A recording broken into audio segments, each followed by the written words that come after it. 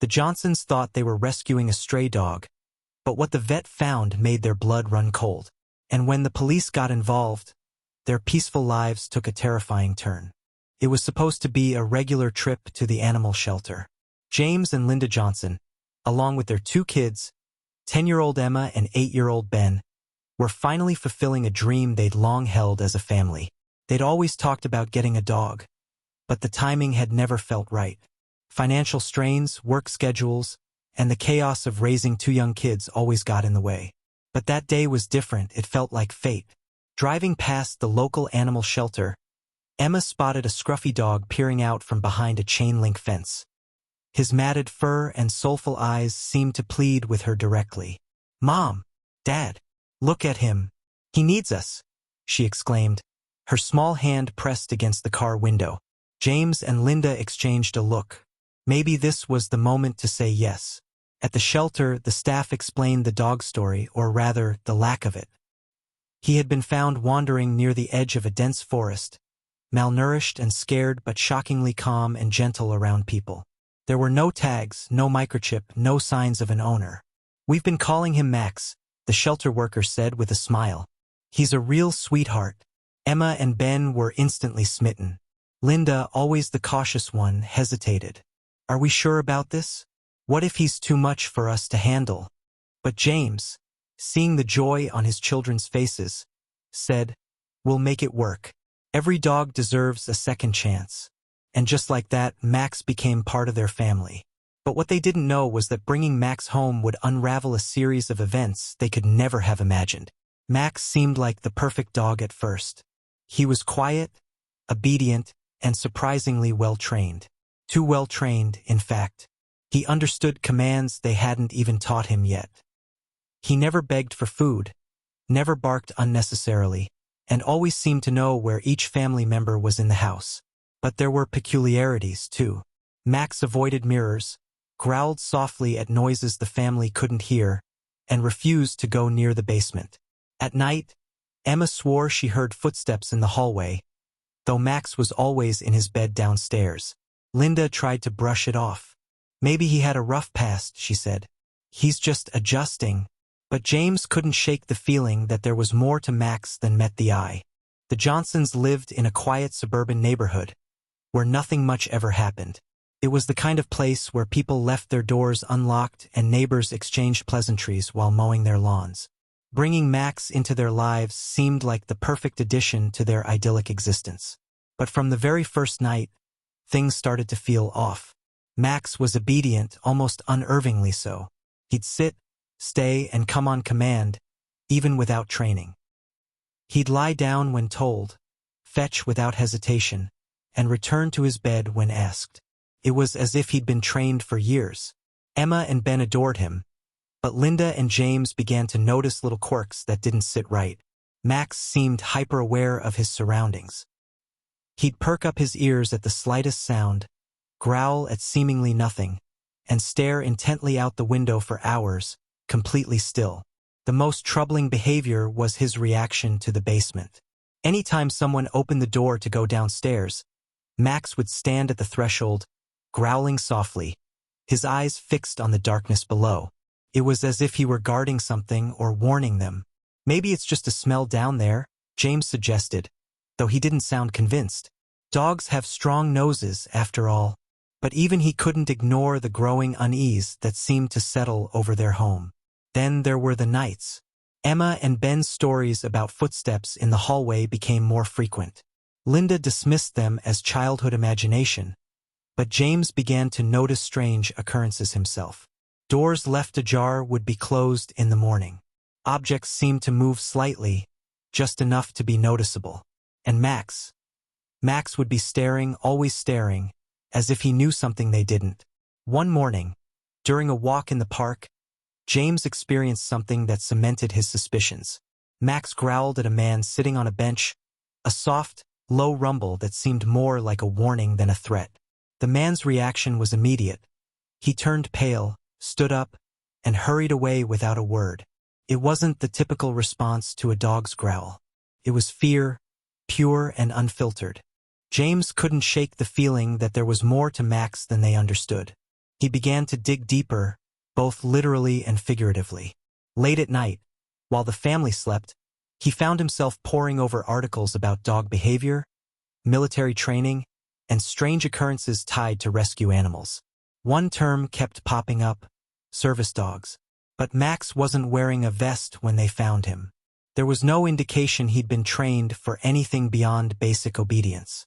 Still, the pieces didn't add up. The turning point came 2 weeks later. It was a quiet evening. Linda had just put the kids to bed when Max suddenly became aggressive, barking furiously at the basement door.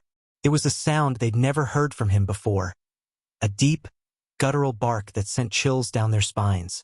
James, heart pounding, opened the door to see what had triggered him.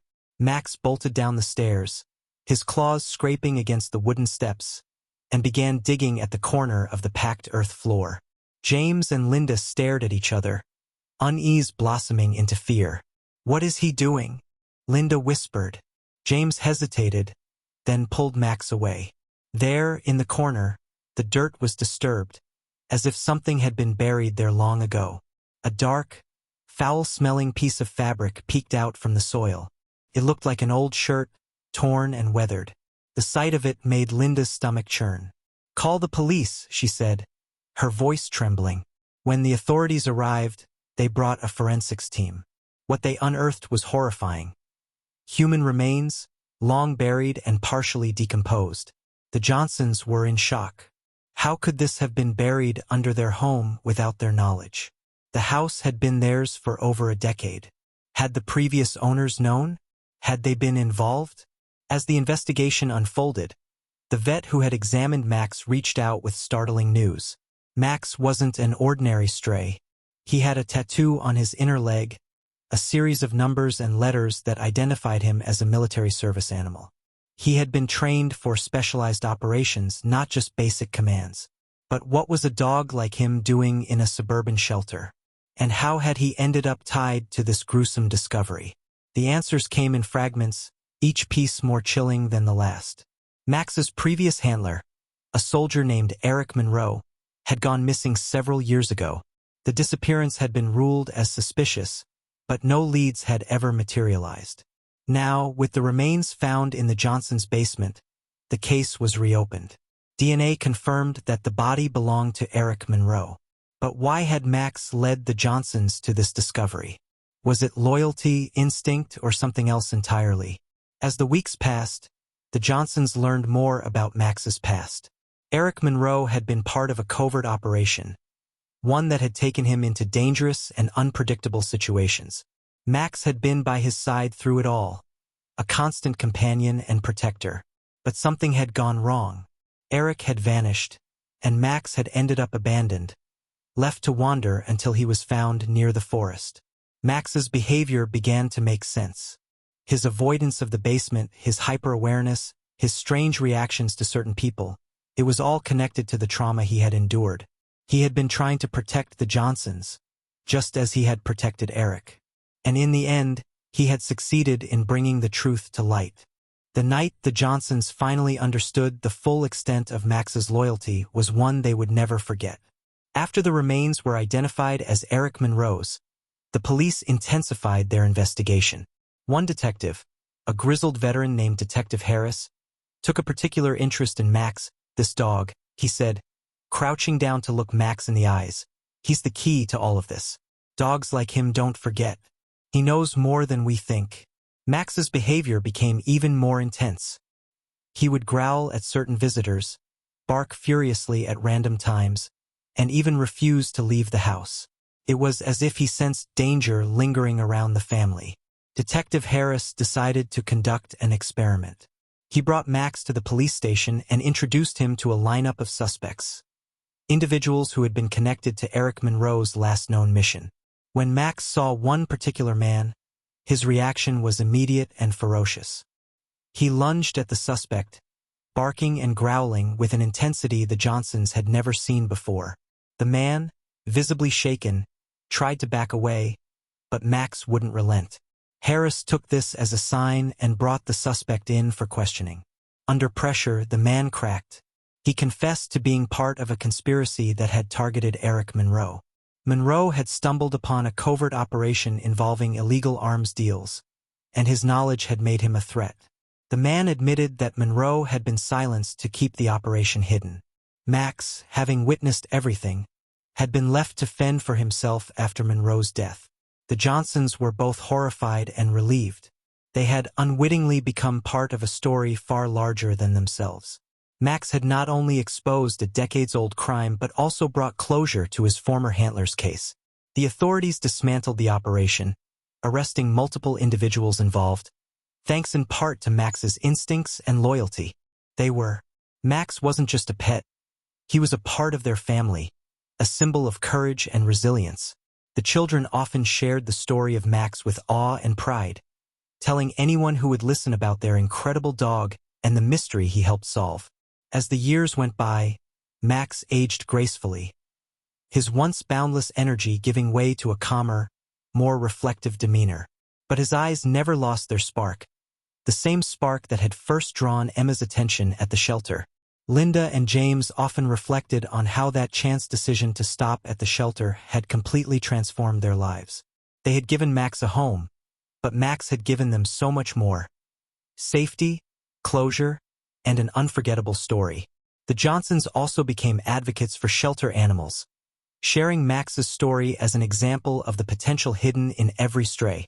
They started a community initiative to support local shelters, raising awareness about rescue animals and their incredible capacity for love and loyalty. Max became the mascot for their campaign, his story inspiring countless families to adopt animals in need. For Emma and Ben, Max remained a source of comfort and inspiration. He had shown them that courage comes in all forms and that even the smallest actions, like opening your home to a stray, can lead to life-changing outcomes.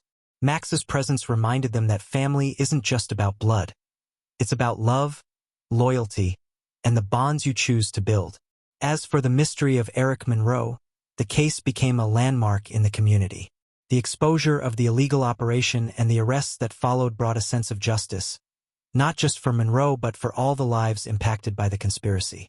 The police force recognized Max's role in cracking the case, awarding him an honorary title as a canine hero. A small ceremony was held in his honor, where he received a medal and a standing ovation from the community. Years later, when Max passed away peacefully, the Johnsons held a small memorial for him.